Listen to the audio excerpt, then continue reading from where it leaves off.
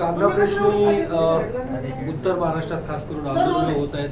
आज स्वतः शरद पवार आंदोलन विहित करतात आणि दुसरीकडे दिल्लीत बैठक सुद्धा पार पडते. काय या सगळ्या प्रश्नाकडे तुम्ही नेमकं कसं पाहता? तोडगा निघायलाच हवा. प्रत्येक वेळेला कांदा निर्यातीवर बंदी येते. ह्याच्यामध्ये केंद्र सरकारचं काय डावपेच आहेत मला कळत नाही. पण शेवटी या राज्यातल्या आणि देशातल्या शेतकऱ्यांना जर काही नफा फायदा 4 पैसे मिळणार असतील तर नेमकं सरकारी धोरण आडवं येतं. शरद पवार हे देशाचे कृषी मंत्री होते.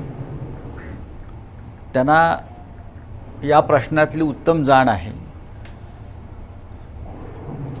10 वर्ष कृषी खातं त्यांनी सांभाळलं आहे. याशिवाय त्यांना या राज्यातल्या आणि देशातल्या कांदा उत्पादकांचे प्रश्न पूर्णपणे माहीत आहेत. या विषयामध्ये आता कोणतेही राजकारण न आणता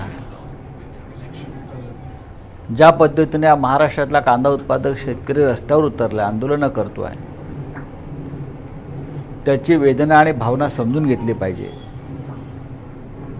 हा मराठा विरुद्ध ओबीसी प्रश्न नसून शेतकरी मराठासुद्धा आहे, ओबीसी आहे, सगळ्याच जाती धर्माचे लोक त्याच्यामध्ये आहेत. हा सर्वसमावेशक प्रश्न आहे. आणि स्वतः जर पवारसाहेब आंदोलनात उतरणार असतील तर मला असं वाटतं केंद्र सरकारनं या संदर्भात तातडीने निर्णय घ्यावा. पुढे बोला. सर, तुम्ही नागपूरला आहात, उद्धव ठाकरे पण नागपूर निघालेत. उद्धवजी आता विमानात बसले. तर नक्की आजचं काय तिथे नियोजन असणार आहे? बघा, विधिमंडळाचं अधिवेशन सरकारनं घेतलं आहे नागपूरला आमदारांच्या अपात्रतेसंदर्भात सुनावणीसुद्धा सुरू आहे. आमचे सगळेच लोक तिकडे आहेत, त्या कामात आहेत. अधिवेशनातून कोणते प्रश्न निकाली लागतात हा गेल्या अनेक वर्षाचा अनुभव आपण घेतलात तर सरकारला जेव्हा अडचणीचा एखादा विषय येतो तेव्हा सरकार अधिवेशन गुंडाळतं किंवा त्यांच्याच लोकांना गोंधळ घालायला लावतं आणि त्याच दिवसाचं अधिवेशन स्थगित करायला लावतं. अनेक प्रश्न आहेत. मुळात सरकार घटनाबाह्य, सरकार बेकायदेशीर आहे. आम्ही या सरकारचं अस्तित्वच मानायला तयार नाही. तरीही आमदारांनी जावं, आपले प्रश्न मांडावेत, ही भूमिका आहे. पक्षप्रमुख उद्धव ठाकरे आज जातील. काही राजकीय बैठका आहेत आमच्या. उद्या माननीय शरद पवार यांचा वाढदिवस आहे. सकाळी आम्ही त्यांना शुभेच्छा द्यायला जाऊ. आमच्या सगळ्यांचे ते नेते आहेत. इतर काही कार्यक्रमांचं आयोजन आहे, त्याच्यामध्ये आम्ही सहभागी होऊ. पण या राज्याच्या सध्याच्या सरकारकडून कोणत्याही अपेक्षा आम्हाला नाही. आजच मी वाचत होतो, धर्मराव बाबा आत्राम नावाचे जे मंत्री आहेत त्याने आदेश काढलेला आहे, यापुढे तुमच्या घरात जरी लग्न, बारसं, मुंजी, डोहाळे जेवण यासाठी पाहुण्यांना जेवायला बोलवायचं असेल तरी तुम्हाला परवानगी घ्यावी लागेल अन्न व औषध प्रशासन खात्याची. अशी एक बातमी वाचल्याने मला हसायला आलं. म्हणजे धर्मराव बाबा आत्रामच्या खात्यात काय काम नसल्यामुळे त्याने स्वतःलाच काम लावून घेतलेलं आहे. आणि ऑनलाईन परवानगी घ्या. आदिवासी समाजाचे नेते आहेत, राजे आहेत, ते त्यांना माहिती आहे अनेक आदिवासी पाड्यांवरती इंटरनेट नाही, कम्प्युटर्स नाही, वीज नाही. गरीब लोक गावातले कुठून ऑनलाईन परवानगी घेणार? बरं, तुमच्याकडे तुमच्या खात्यामध्ये काही दिल्याशिवाय चिरीमिरी अशा परवानग्या मिळत नाहीत. बरं, गरिबांच्या जेवणावेळेवरती बंदी आहे, पण तिकडे मंत्र्यांच्या बंगल्यावर ज्या पंक्ती उठत आहेत सध्या, त्या पंक्तीसाठी कुठली परवानगी घेतली अन्न औषध प्रशासन खात्याची? याचं ते सांगू शकतील का?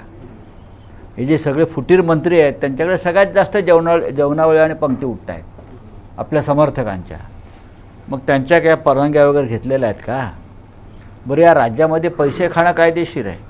लोक खोकीचा खोकी पचवत आहेत, पण लग्न, बारसं, मुंजीला जेवणासाठी परवानगी घ्यावी लागेल आता यापुढे. या राज्यामध्ये पैसे खाणं कायदेशीर आहे. इथून सुरतला जायचं, तिथे पंक्ती उठवायच्या, सुरतवरून गुवाहाटीला जायचं, तिथे जेवणावळी करायच्या, तिथून गोव्यात जायचं, तिथे पार्टी करायची, मग मुंबईतून पार्टी करायची. आणि त्यात हे आपले आत्रामसुद्धा आहेत. पण सामान्य माणसाच्या जीवनातला आनंदाचा क्षण एखादा त्यांना दिसला की यांच्या पोटात दुखतं. पण सर, उदय सामंत थांबा. अधिवेशनचा आता मुद्दा उपस्थित केला. पहिले 2 दिवस तर त्या नवाब मलिकांच्या सगळ्या प्रकरणामध्ये गेलेले आहेत. सरकार जे काही जाळं फेकतं त्याच्यामध्ये विरोधक अडकले. कसलं जाळं फेकत आहे? की ज्या पद्धतीने सरकार- अधिवेशनाचा विषय वेगळीकडे डायव्हर्ट. बघा, याचाच अर्थ असा आहे, सरकार जाळं फेकते म्हणजे असं आहे, सरकारनं स्वतःच फेकलेल्या जाळ्यात देवेंद्र फडणवीस आणि त्यांचा भारतीय जनता पक्ष फसला आणि त्यांचं ढोंग उघड झालेलं आहे. पहिल्या दिवसापासून आम्ही सांगतोय ना, नवाब मलिक ह्यांच्याविषयी आपण जी भूमिका घेत आहात ती भूमिका आपण प्रफुल्ल पटेलविषयी का घेत नाही हा प्रश्न आहे. याचं उत्तर द्या. सगळ्यांची तोंडं शिवली आहेत, सगळ्यांची वाचा गेलेली आहे या प्रश्नावरती. तुम्ही जे आम्हाला म्हणताय की आम्ही जाळ्यात फसलो, अहो ते घसरून पडले, आपटले, डोकं फुटलं आहे त्यांचं. प्रफुल्ल पटेल ह्यांच्याविषयी आपली भूमिका नक्की काय हा साधा प्रश्न आम्ही विचारला. त्याचं उत्तर ते देऊ शकलेत का? 4 दिवस झाले, उत्तर द्या ना. नाही नाही नाही, ते महात्मा आहेत बाबा, अजिबात नाही, ते धर्मात्मा आहेत, ते महान व्यक्ती आहेत. इक्बाल मिर्ची हा संत माणूस होता, हे त्यांनी सांगायला पाहिजे. दाऊद इब्राहिम हा विश्वपुरुष होता, त्यांनी सांगायला पाहिजे. त्याच्यामुळे त्याच्याशी एखादा व्यवहार करणं हे काय चुकीचं नाही, हे भाजपने स्पष्ट केलं पाहिजे ना. तिथे काँग्रेसचे खासदार धीरज प्रसाद सावकडे 200-300 कोटी सापडले म्हणून भाजपवाले डोल वाजवत आहेत. पण 400 कोटीच्या प्रॉपर्टीचा व्यवहार दाऊद इब्राहिमच्या हस्तकाबरोबर होतो, त्याच्यावरती गप्पा आहेत भाजपवाले. त्यांचा माणूस आहे तो. आता दाऊद त्यांचा आहे की प्रफुल्ल पटेल त्यांचे आहेत? बरं का, दाऊद इब्राहिमवर त्यांचं प्रेम आहे की प्रफुल्ल पटेल यांना संरक्षण द्यायचा प्रयत्न होतोय? याचा खुलासा आणखीन एक पत्र लिहून देवेंद्र फडणवीस यांनी करायला हवा. मी पुण्यातल्या माझ्या सभेत सांगितलं, तारीख माझ्या लक्षात नाही, पण हे सरकार जेव्हा त्यांनी ताब्यात घेतलं आमचं 2022 साली, तेव्हा त्यांचं म्हणणं आहे की दाऊद इब्राहिम व त्याच्या हस्तकांच्या काही कारवाया माझ्या नजरेस आल्यास मी कठोर कारवाई करीन, असं त्यांचं म्हणणं आहे. आता दाऊद इब्राहिम व त्याच्या हस्तकाच्या कारवाया उघड झालेल्या आहेत. त्या नवाब मलिक यांच्यापुरत्या मर्यादित नसून तुम्ही म्हणत असाल तर त्या तुमच्याच लोकांपर्यंत पोचलेल्या आहेत. त्या आणि हे हस्तक मोदी आणि अमित शहाना खुलेपणाने भेटतायत, त्यांच्यावर बसतायत. मग तुम्ही मोदींवर कारवाई करणार, अमित शहांवर कारवाई करणार, कोणावर करणार सांगा? एखादा दाऊदचा हस्तक देशद्रोही जेव्हा एका व्यक्तीशी संबंध ठेवतो तेव्हा त्याचं नेक्सस जोडलं जातं, ईडीकडून, CBI-कडून, NIA-कडून, बरोबर ना. आता तुम्ही कोणावर कारवाई करणार हा साधा प्रश्न आहे.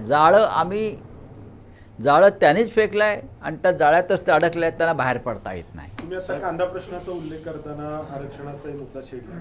महाराष्ट्रामध्ये ओबीसी विरुद्ध मराठा अशी भांडणं कोण लावतंय? कारण महाराष्ट्राची सामाजिक वीण आतापर्यंत सगळ्यांना सोबत घेऊन जाणारी राहिलेली, ही सामाजिक वीण उसवताना दिसते. गेल्या 10 वर्षात जास्त उसवली.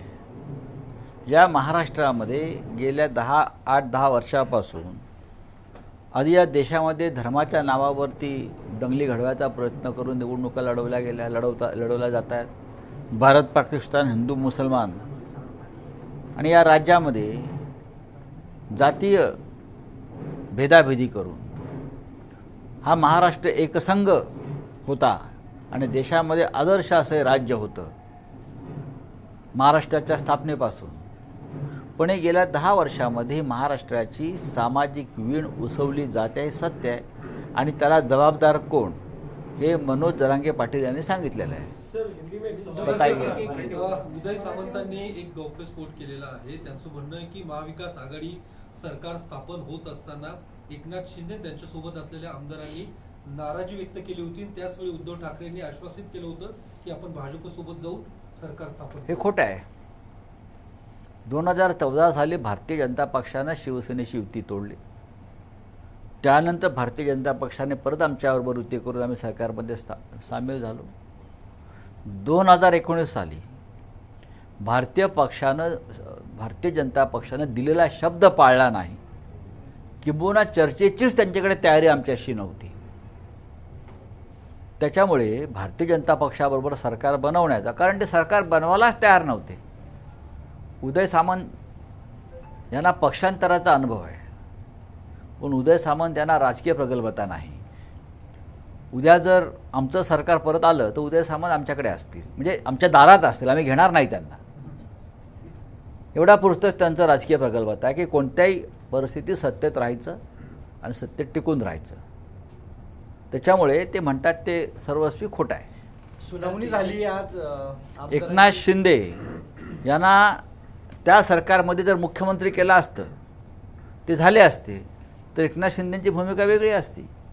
पण आज जे एकनाथ शिंदेंबरोबर त्यांच्या हाताखाली राष्ट्रवादी काँग्रेसचे लोक काम करत आहेत, अगदी अजित पवारांपासून ते सगळे प्रमुख, वळसे पाटील, जयंतराव पाटील पण त्यात होते तेव्हा, तीनही बैठकीमध्ये आमच्या त्यांचं एकच हेका होता, आम्ही एकनाथ शिंदेंच्या हाताखाली काम करणार नाही. याला पुरावे आहेत, सगळ्यांना माहिती आहे. वारंवार या सगळ्या राष्ट्रवादी काँग्रेस पक्षाच्या लोकांचं एकच हेका आणि ठेका होता, पहा तुम्ही कोणाला विधिमंडळ पक्षाचा नेता करताय ते पहा, आम्ही एकनाथ शिंदेंच्या हाताखाली काम करणार नाही. याच्यात अजित पवार पण होते. नक्कीच याच्यात अजित पवार होते, यात वळसे पाटील होते, यात जयंत पाटील होते, यात सुनील तटकरे होते.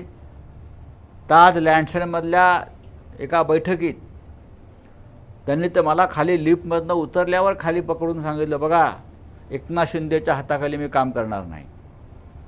आता काय सांगतात ते आम्हाला, हे सगळ्यांना माहिती आहे काय ते. एकनाथ शिंदेला सगळ्यात मोठा विरोध हा भारतीय जनता पक्षाचा होता आणि राष्ट्रवादी काँग्रेस पक्षाचा होता. उद्धव ठाकरेंना पुढे करण्यात आलं. हा? एकनाथ शिंदेना विरोध होता म्हणून उद्धव ठाकरेंना मुख्यमंत्री म्हणून हे करण्यात आलं. प्रश्न विरोधाचा नाही आहे, प्रश्न सगळ्यांना मान्य होईल असं एक नेतृत्व हवं होतं 3 पक्षाचं सरकार बनवताना, आणि त्याच्यामुळे उद्धव ठाकरे यांना सर्वसंमतीनं मुख्यमंत्री पदाचा खुर्चीवर बसवण्यात आलं. आमदारांची सुनावणी आता सुरू आहे. उदय सामंत म्हणतात की व्हीपवरती मी सही केली नाही, असा कागद आला, ते मला निमंत्रणही असू शकतं. असं होऊ शकतं का? असं होऊ शकतं. आमच्याकडे खोट्या सह्या करण्याची परंपरा नाही, खोटे कागद बनवण्याची, फोर्जरी करण्याची परंपरा आमची नाही. ही व्यापाऱ्यांची असते, काही विशिष्ट वर्गातल्या, बरं का. ज्यांना राजकारणाचा व्यापार करायचा आहे किंवा केला आहे त्यांनी आता, आणि व्यापारी असतो तो आपली सहीसारखा बदलत असतो. जे बनावट लोक असतात ते आपली सही सारखी बदलत असतात. सर 370 कलम संदर्भात आज सुप्रीम कोर्टामध्ये आम्ही वाट पाहतोय त्याचं काय होतंय. 370 कलम जेव्हा हटवलं गेलं तेव्हा शिवसेनेनं त्या निर्णयाला पाठिंबा दिला होता, पण तेव्हा आमची अशी स्पष्ट भूमिका होती, 370 आपण कलम हटवणार असाल तर काश्मीरमधला जो काश्मीरी पंडित जो विस्थापित झाला त्याची घर वापसी तात्काळ व्हायला पाहिजे. ती अद्याप झालेली नाही. सोलापूरमध्ये काल तुम्ही होतात आणि काल जे झालं काय झालं? चप्पल काही चप्पल कोणी फेकण्याचा फेकली? प्रकार तुमच्या कोणी पाहिली? नारायण राणे जिंदाबाद अशा प्रकारे कोण नारायण राणे? कोणी चप्पल फेकली? आम्हाला ती दिसली नाही. हजारो लोक होते. असा काय प्रकार घडला असता तर तो परत जाऊ शकला असता का? तो कोणी अशी व्यक्ती असेल तर. अच्छा, पुलावरून आता हजारो लोक खाली होते, मला माहीत नाही. खाली आपण पाहिला असेल हजारो लोकांचा मेळावा सुरू होता.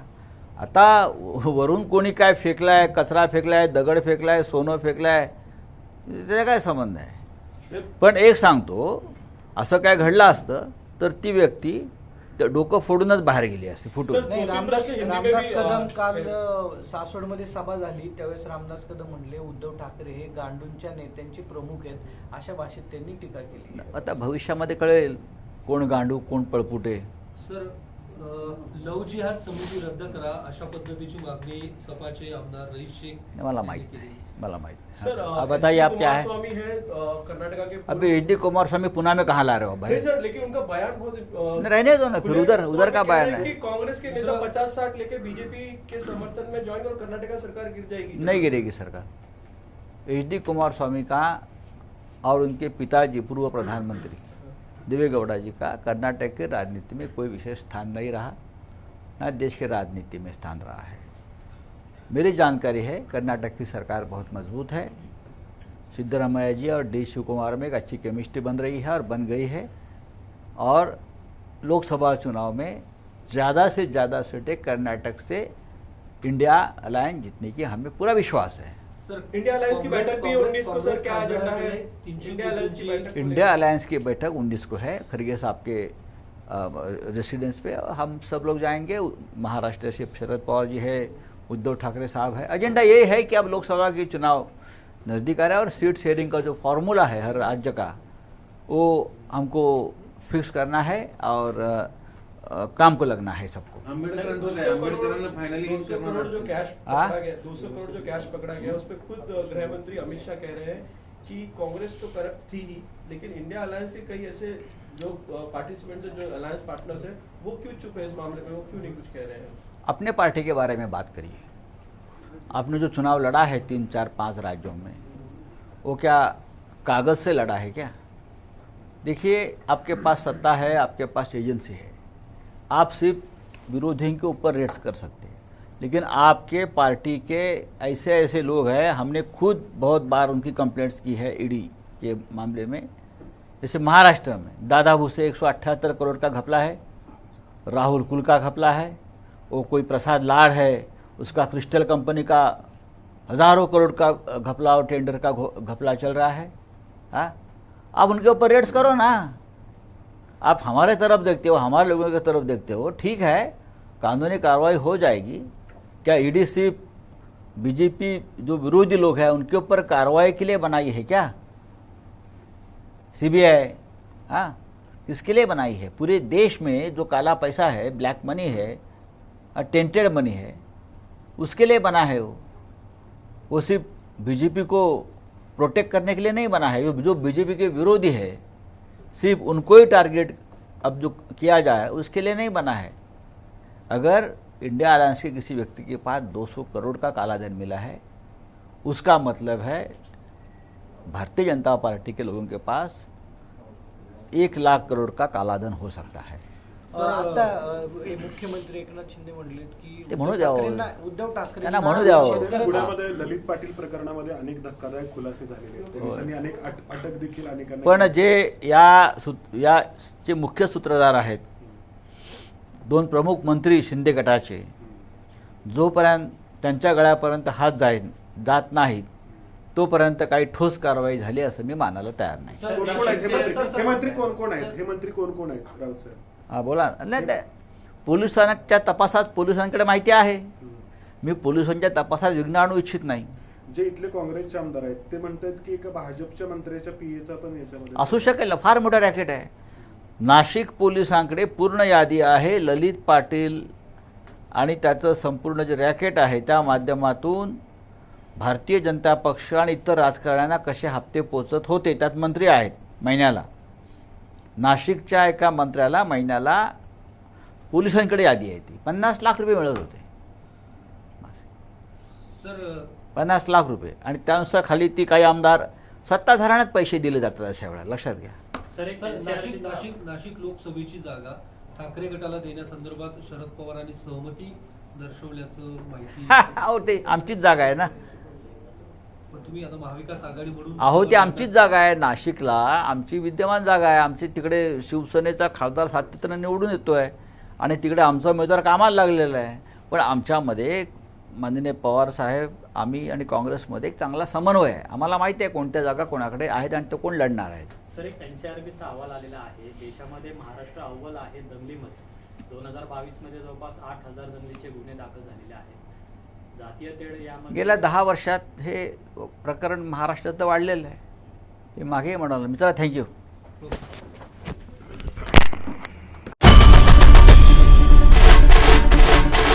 आई भवानीचा गजर म्हणजे झी 24 तास.